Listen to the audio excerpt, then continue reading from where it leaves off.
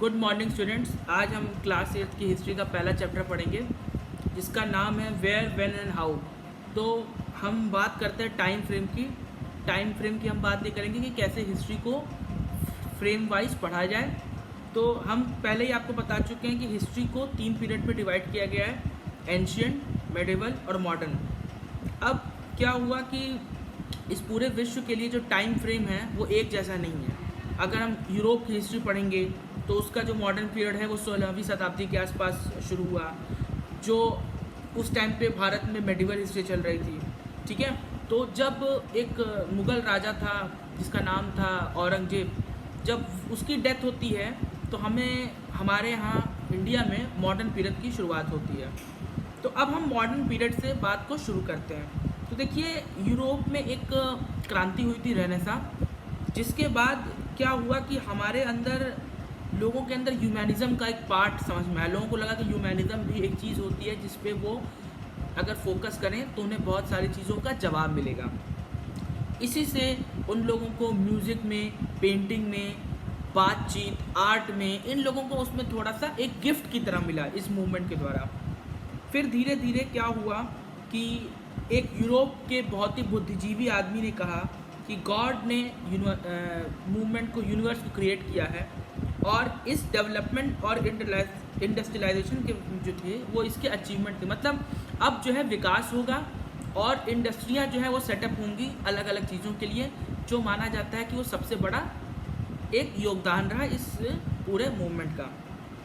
अब देखिए, कहानी ऐसे कुछ शुरू होती है कि टर्की के जो लोग थे, टर्क्स जिनको कहते हैं, उन्होंने ट्रेड रूट के बारे में, जो ज़मीन पे जो ट्रेड हो रहा था उसका कंट्रोल करके उन्होंने यूरोप को ईस्ट से जो कनेक्ट करके 1453 में जो ट्रेड चल रहा था, इससे क्या हुआ कि जो टर्की थे वो ट्रेड कर रहे थे, लेकिन यूरोप के लोगों को कोई रास्ता चाहिए था। वो रास्ता कैसे मिलता?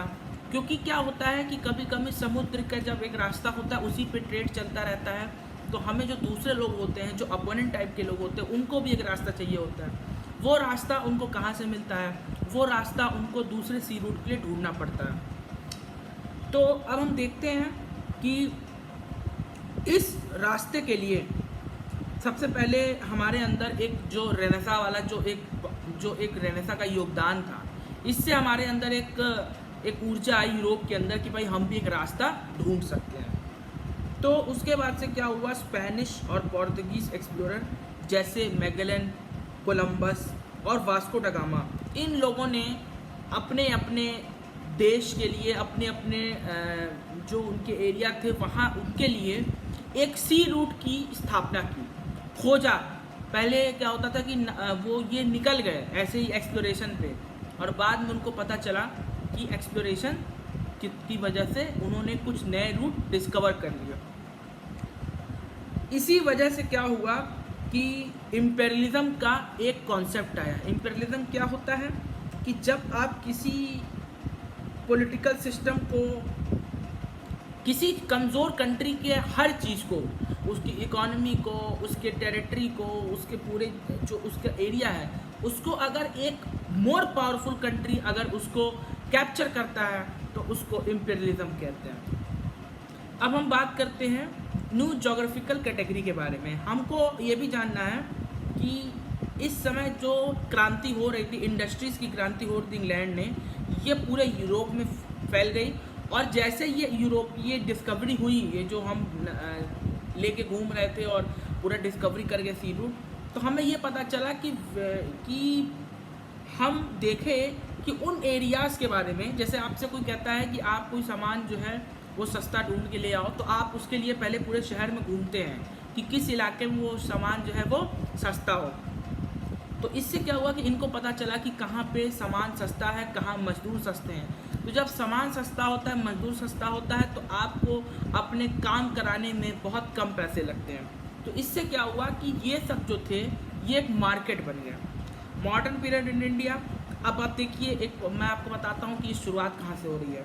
औरंगज़ेब के सक्सेसर जो थे वो बहुत कमज़ोर थे, वो मुग़ल एम्पायर को नहीं संभाल पा रहे थे। उसके मरने के बाद उसकी गद्दी जो थी वो गड़बड़ा गई थी। सब लोग उसी पे अपना दांव बना रहे थे कि हम रूल करेंगे। बहुत सारे छोटे छोटे किंगडम, जो उत्तर प्रदेश में एक जगह है अवध या बंगाल या हैदराबाद, उनके राजा जो थे उन्होंने कहा कि भाई हम अपना इंडिपेंडेंस जो है वो डिक्लेयर करते हैं, इनको आप सक्सेशन स्टेट बोलेंगे।